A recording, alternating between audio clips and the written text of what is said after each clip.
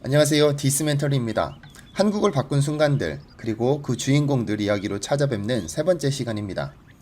여러분들은 여러분들의 삶에 가장 큰 변화를 가져다 준 사람이 누구라고 생각하시나요?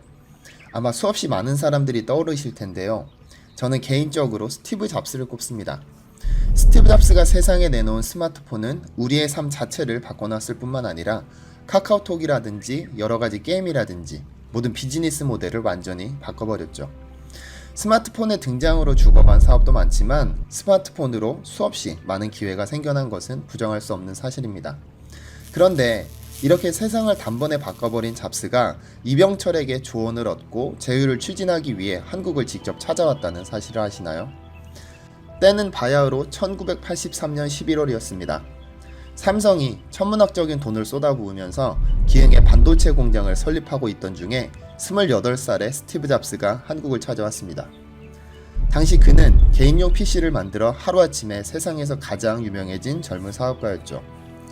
이병철을 찾아와서는 자신이 곧 출시하게 될 매킨토시 컴퓨터의 사양을 자세하게 설명하고 자신만만하게 스펙을 놀아놓는 이 젊은 미국인을 보면서 이병철은 놀란 가슴을 감추지 못했다고 합니다. 앞으로 세상을 바꿀 훌륭한 젊은이라면서도 IBM과 대적할 만한 인물로 평가했다고도 하죠.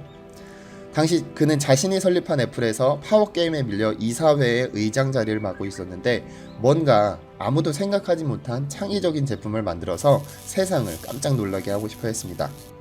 그때 매킨토시라는 기술이 눈에 들어왔고 자신의 모든 젊음을 이 매킨토시에 걸기로 했었죠. 사실 개인용 PC 시장을 개척한 것은 잡스입니다. 그러나 당시 반도체 대기업이었던 IBM은 스티브 잡스와 매킨토시를 얕잡아 봤습니다. 그런데 1970년대에 출시한 애플 컴퓨터가 날개도 친 듯이 팔려나가자 위기를 느끼고는 1981년 빌 게이츠가 설립한 MS와 손을 잡고 PC 시장에 진출한 것이 IBM입니다.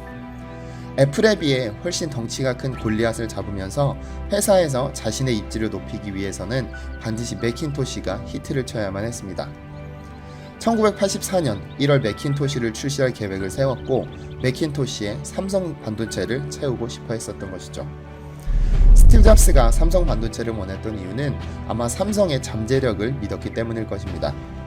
1983년 3월 15일 반도체 생산을 세상에 천명했고 과대망상증 환자라는 치욕적인 말을 들으면서도 불과 8개월 만에 64K D램을 성공해냈습니다.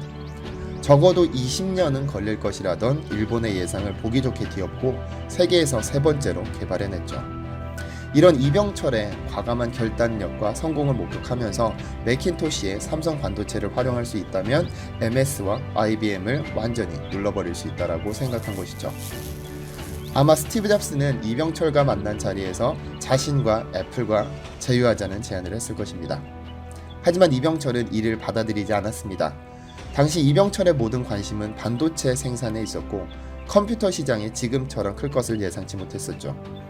제휴를 맺어 애플의 파트너로 성장하는 대신에 스티브 잡스에게 세 가지 조언을 해주었습니다.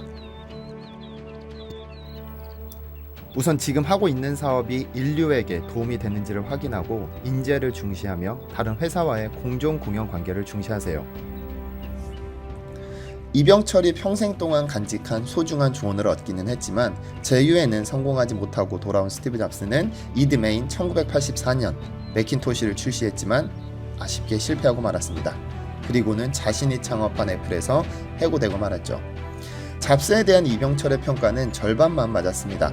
세상을 바꿀 기술을 가진 젊은이라는 평가는 아이팟과 아이폰이라는 획기적인 제품을 선보이면서 완벽히 들어맞았지만 IBM과 대적할 인물이라는 평가는 틀렸습니다.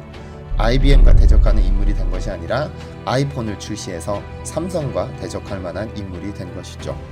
이병철과 스티브 잡스의 만남, 참 흥미로운 역사의 한 장면이 서울의 한 집무실에서 펼쳐졌던 것 같습니다.